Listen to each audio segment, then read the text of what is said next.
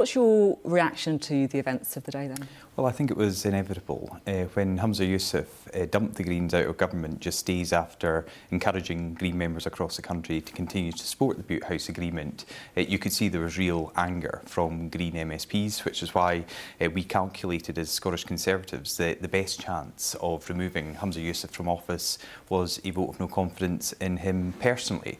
Now, he said he would fight it, but over the weekend the numbers got closer and closer, and they were really very much on a knife edge, and he clearly concluded that he would lose that vote of no confidence. So I think we took the right approach to bring forward that vote of no confidence, which has led to him resigning today. We've been talking about what happens next. Is there a leader of the SNP that you'd particularly fear? Who are you hoping it isn't? Well, they're all going to promote independence. They are nationalists. That's not my question. No, but what a surprise! They're all going to vote for independence. The question is, who would you fear the most? Well, I don't think there's going to be a contest. I think, my reading of the situation now is John Swinney will be crowned as SNP leader with no contest, and I think as soon as next week there will be a vote in the Scottish Parliament to elect him as the First Minister. Very much like the Conservatives then. They're taking a leaf out of your book. Well, I just think you've seen countless senior politicians, both here at Westminster and in Edinburgh, back John Swinney. Of course, it's the same John Swinney that last year ruled himself out and said it was time for fresh talent to come through. And John Swinney, who's been in Alex Salmond's cabinet, Nicola Sturgeon's cabinet, and was one of Humza Yousaf's strongest supporters. So,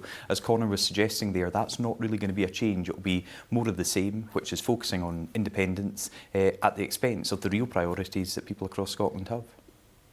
Do you think there should be an election in Holyrood? Yes, we're supporting the vote of no confidence in the government as a whole, because we think we've got rid of Humza Yousaf. That Scottish Conservative vote of no confidence in him has seen him off, but we want to get rid of the entire SNP government.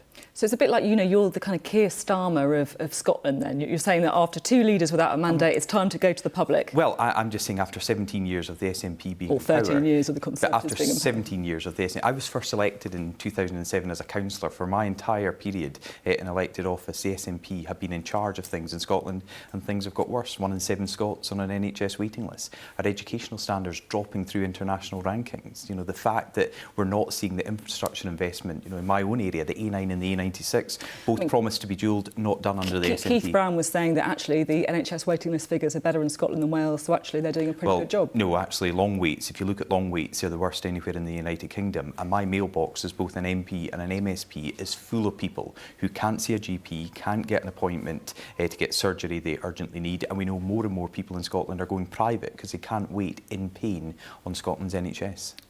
Is the unspoken political truth that you actually need the SNP to do OK? Because if they don't, then you're at risk of Labour mopping up some of those former SNP seats in Scotland and Keir Starmer here in Westminster surging to a majority. No, these are nationalists who want to divide our country all over again, just like they did in 2014. So I want to see as many of them removed from office as possible. We've started today with Humza Yousaf, but right across the country there are seats which the current, at the moment, First Minister said are straight fights between the SNP and the Scottish Conservatives. And we know in those areas where people have that choice, they're backing the Scottish Conservatives and we're winning. You see, this is the thing I guess I really want to ask you. On a personal level, are you a bit frustrated? Because it feels like, the SNP have been dominant for over a decade. It almost felt like, whatever the opposition parties do, they were kind of floundering because of the SNP's dominance. Now, there is an opportunity for the opposition parties to do well.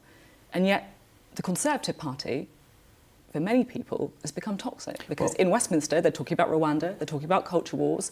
It's making your job a lot harder, isn't it? Well, personally, are you frustrated by that? What we're seeing on the ground is in by-elections, and I know these are just a snapshot in a local area, but if you take Angus West, Arbroath West, in the Angus constituency, that's got an SNP MSP, an SNP MP, and last Thursday, the people of Angus West, Arbroath West, voted for a Scottish Conservative councillor. Our vote up 10.5%, SNP vote down 7%. In Scotland? Well, I'm saying, so that's looking, well, the polling is looking like we'll hold on to the seats that we currently have. Congratulations for getting that councillor in, but how's your polling? Well, it's suggesting that we can hold on to the seats that we currently have and we will make gains, because there are places across Scotland where it's a straight fight between the Scottish Conservatives and the SNP, and where there is that choice, people are supporting the Scottish Conservatives.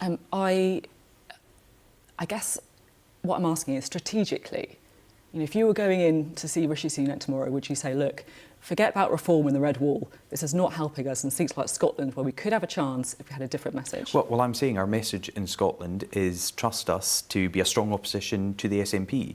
We are a strong opposition. We brought forward that vote of no confidence, which has led to the First Minister resigning, and on so many other policy areas, which I think we will get into in the election. If you look at gender recognition reform that Nicola Sturgeon introduced, Anna Sawar whipped his MSPs to vote for it. If you look at the Hate Crime Act that Humza Yousaf introduced as Justice Secretary and implemented as First Minister, the Labour Party supported it. If you look at oil and gas, the SNP and the Labour position on oil and gas is the same. No new licences, no further exploration. It is the Scottish Conservatives in Holyrood and around the country that are providing that strong opposition to the SNP. What about Rwanda? Are you personally comfortable with it? Well, I think we have to do anything possible to prevent people making that perilous journey across the Channel. We saw last week lives lost, and I want to see anything and everything done to stop people making those journeys. So you support the policy to stop people making those dangerous asylum seekers to to stop Rwanda. those people making those dangerous journeys, and the people that benefit from that are the people traffickers, making thousands of pounds out of vulnerable people, some of whom never even reach these shores because they die on that crossing. So anything we can do